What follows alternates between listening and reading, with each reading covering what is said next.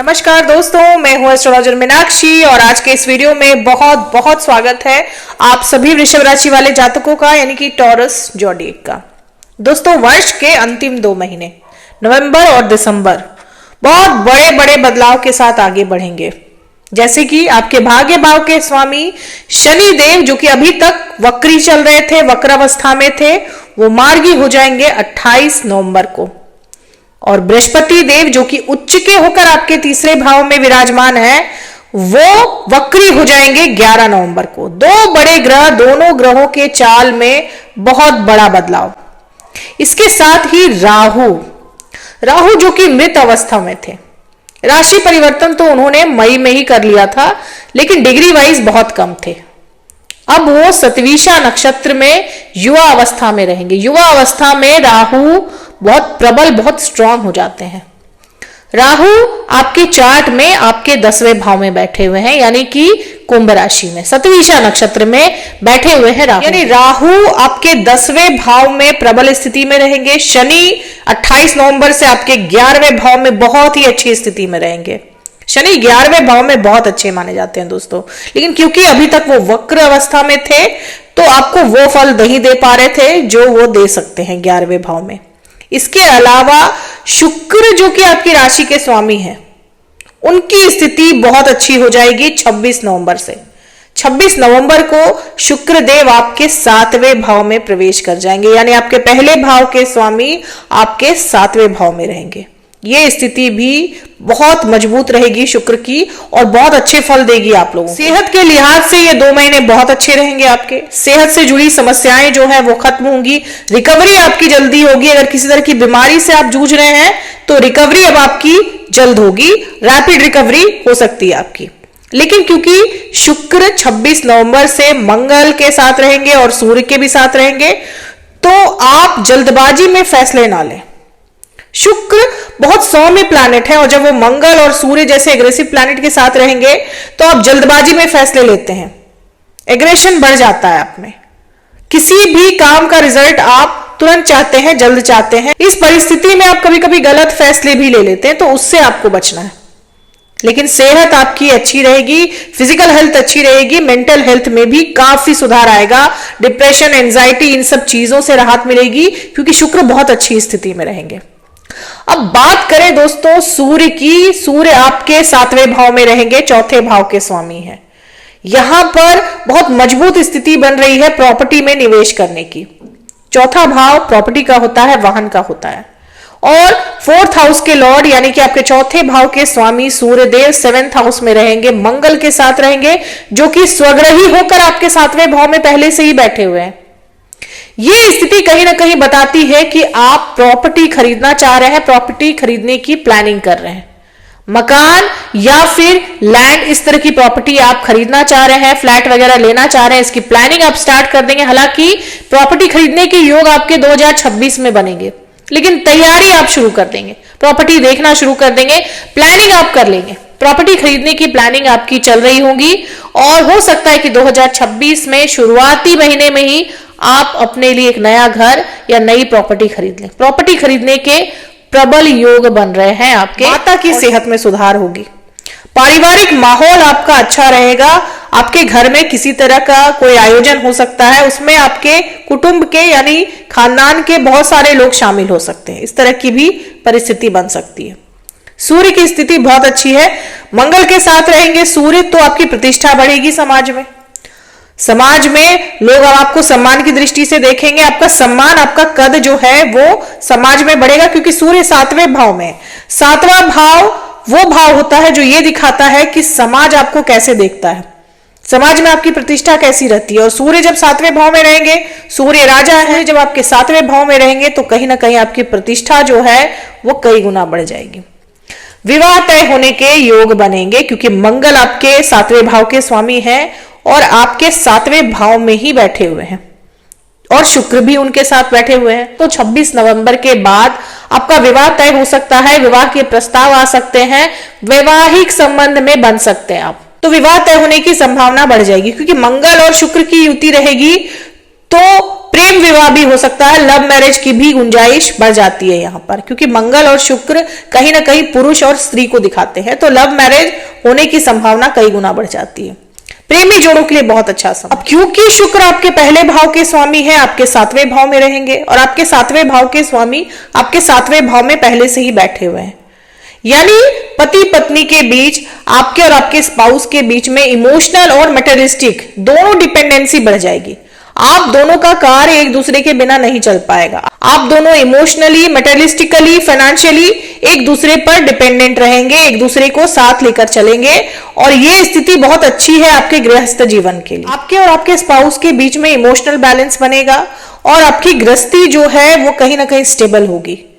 और जब गृहस्थी स्टेबल होती है तो आप फाइनेंशियली, मेंटली हर तरह से उन्नति करते हैं, तरक्की करते हैं, यानी पति पत्नी के संबंध में बहुत सुधार आएगा। पति पत्नी के संबंध अच्छे रहेंगे, एक दूसरे से लगाव रहेगा, एक दूसरे से अटैच्ड रहेंगे, एक दूसरे से अट्रैक्टेड रहेंगे आप दोनों। तो जैसा मैंने बताया कि आपका विवाह तय हो सकता है, तो ये विवाह आपके मामा या ननिहाल वालों की वजह से तय हो सकता है, या फिर आपकी माता के सहयोग से आपका विवाह तय हो सकता है, क्योंकि सूर्य भी आपके 7वें भाव में रहेंगे। सूर्य आपके 4थे भाव के स्वामी हैं, यानी आपकी माता को दर्शाते हैं सूर्य।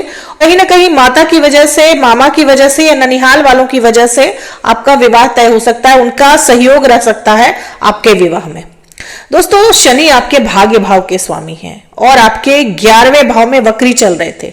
शनि देव मार्गी होने जा रहे हैं, भाग्य के सारे रास्ते खुलने जा रहे हैं, सारे अटके काम, रुके हुए काम अब आपके बनेंगे, क्योंकि शनि वक्र अवस्था में बहुत ज्यादा चेष्टा बल बढ़ जाता है उनका, तो कहीं ना कहीं गति जो है वो स्लो हो जाती है, आपके भाग्य की गति स्लो हो जाती है, जिस वजह से आपके काम अटक अटक कर बनते हैं, एक बार में नहीं बनते, या फिर कई बार प्रयास करने के बाद भी आपके कार्य नहीं बनते।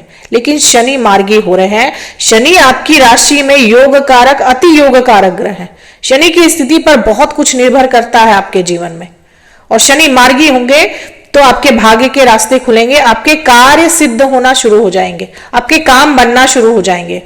प्रोफेशनल लाइफ में आप बैलेंस देखेंगे, नौकरी व्यापार में बैलेंस देखेंगे, क्योंकि राहु शनि की ही राशि में है और शनि वक्र चल रहे थे, तो राहु अच्छे परिणाम नहीं दे पा रहे थे, और राहु में डिग्री वाइज बल भी बहुत कम था। अब राहु बली अवस्था में है, युवा अवस्था में है, सतविशा नक्षत्र में है राहु, और राहु 10 में, यानी दुनिया आपके बस में।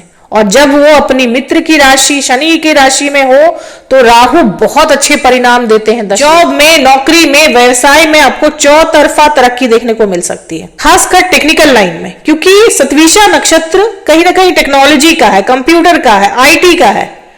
तो अगर इस तरह के फील्ड से आप जुड़े हुए हैं, आप आईटी के क्षेत्र से जुड़े हुए हैं या जुड़ना चाह रहे हैं, तो आपको सफलता मिल सकती है। आप साइंटिफिक फील्ड से जुड़ना चाह रहे हैं तो आपको बहुत बड़ी सफलता मिल सकती है। आप टेक्निकल फील्ड में जाना चाहते हैं तो भी ये स्थिति आपके लिए बहुत अच्छी है। तो इन सभी फील्ड में राहु आपको बहुत अच्छे परिणाम देते हैं, क्योंकि शनि की राशि में, कुंभ राशि में, सतविशा नक्षत्र में है। खनिज के कामों से भी लाभ मिल सकता है, पेट्रोलियम, आयरन, स्टील, इन सभी कामों से भी अगर आप जुड़े हुए हैं तो भी आपको बहुत लाभ हो सकता है। व्यापारियों के लिए, इन्वेस्टर के लिए बहुत अच्छी परिस्थिति बनने जा रही है 28 नवंबर से, क्योंकि शनि आपके 11th हाउस में, 11वें भाव में मार्गी हो रहे हैं। 11वां भाव व्यापार से मिलने वाले लाभ का होता है, लाभ का भाव होता है, डिजायर्स का भाव होता है, आय का भाव होता है, इनकम का भाव होता है। आमदनी बढ़ेगी, प्रॉफिट बढ़ेगा, आय बढ़ेगी, आपकी इनकम बढ़ेगी, आपके इन्वेस्टमेंट से, लॉन्ग टर्म इन्वेस्टमेंट से आपको लाभ होगा। अगर आप ट्रेडिंग करते हैं, शेयर ट्रेडिंग करते हैं, इन्वेस्टर हैं, तो भी आपको लाभ होगा। शनि की स्थिति बहुत ज्यादा अच्छी रहने वाली है आपके। लेकिन दोस्तों, शनि की दृष्टि आपके 5वें भाव पर पड़ रही है। विद्यार्थियों को भटकने से बचना होगा, क्योंकि बुध भी आपके 6ठे भाव में चले जाएंगे। हालांकि तुला राशि में रहेंगे, लेकिन 6ठे भाव में चले जाएंगे, तो विद्यार्थियों में भटकाव रह सकता है, शिक्षा से भटक सकते हैं, वो थोड़े से आलसी हो सकते हैं, क्योंकि शनि की दृष्टि रहेगी 5वें भाव पर।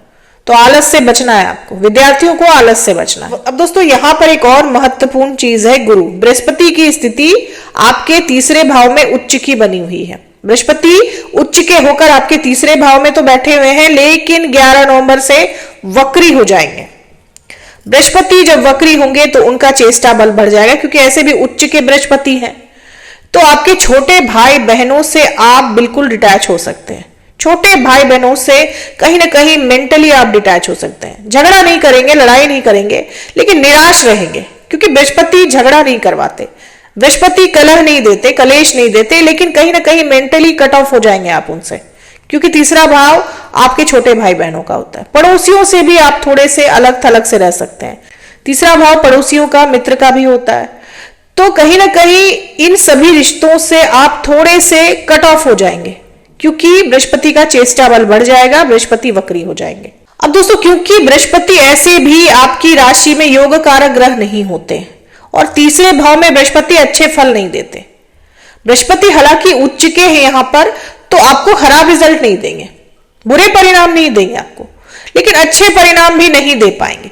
आप महसूस करेंगे कि आप एक लूप में फंस गए, एक ही तरह की जिंदगी जीते जीते कहीं ना कहीं आप बोरियत महसूस कर सकते हैं, और इस वजह से आप मेंटली थोड़े से डिस्टर्ब भी रह सकते हैं। आपको लगेगा कि मैं कहीं घूम कर आऊं, मैं बाहर निकल जाऊं, एक ही तरह का रूटीन फॉलो ना करूं, यानी डेली रूटीन फॉलो करने में आपको दिक्कत आएगी। आप एक चेंज चाह रहे हैं, आप एक बदलाव चाह रहे हैं, आप थोड़ा सा रिलैक्स करना चाह रहे हैं अपने आप को, लेकिन कर नहीं पा रहे हैं, कर नहीं पाएंगे। 5 दिसंबर तक ऐसी स्थिति बनाकर रखेंगे बृहस्पति देव। 5 दिसंबर के बाद इन सभी स्थितियों में सुधार आ जाएगा। हो सकता है 5 दिसंबर के बाद आप कहीं घूमने फिरने का प्रोग्राम बना लें, एक चेंज के लिए, रिलैक्स करने के लिए आप कहीं बाहर चले जाएं, घूमने के लिए बाहर चले जाएं, या तो अकेले या तो अपने परिवार के साथ, क्योंकि कहीं ना कहीं एक मोनोटोनस सी लाइफ हो गई है। तो आपको एक बदलाव की जरूरत भी है, लेकिन ये बदलाव आप 5 दिसंबर के बाद ही कर पाएंगे। उपाय की बात करें दोस्तों, अगर आपके चार्ट में आपकी महादशा अच्छी नहीं चल रही है और इन सभी परिस्थितियों के बाद भी आपको अच्छे परिणाम नहीं मिल रहे हैं, तो कहीं ना कहीं आपकी दशा अच्छे ग्रहों की नहीं चल रही होगी, तो अपने शुक्र को मजबूत करें। श्री सूक्त का पाठ आप जरूर करें, खासकर शुक्रवार के दिन 108 बार श्री सूक्त का पाठ आपको जरूर करना चाहिए। वृषभ राशि वाले लोगों को इससे बहुत लाभ होता है। शुक्रवार के दिन सफेद वस्त्र धारण करें, सफेद फूल चढ़ाएं लक्ष्मी जी को, इससे भी आपको बहुत लाभ होता है। और परफ्यूम जरूर लगाएं दोस्तों, शुक्रवार के दिन परफ्यूम का, इत्र का इस्तेमाल आप करें, इससे भी आपको बहुत लाभ होता है। तो दोस्तों, ये थी मेरी एनालिसिस वृषभ राशि वाले लोगों के लिए। उम्मीद करती हूं कि वीडियो से आप लोगों को काफी हेल्प, काफी जानकारी मिली होगी। अगर वीडियो से हेल्प मिली हो तो चैनल को सब्सक्राइब करें, लाइक करें, शेयर करें, कमेंट करें और बेल आइकन जरूर दबा दें दोस्तों। तब तक के लिए जय माता दी, जय श्री राम।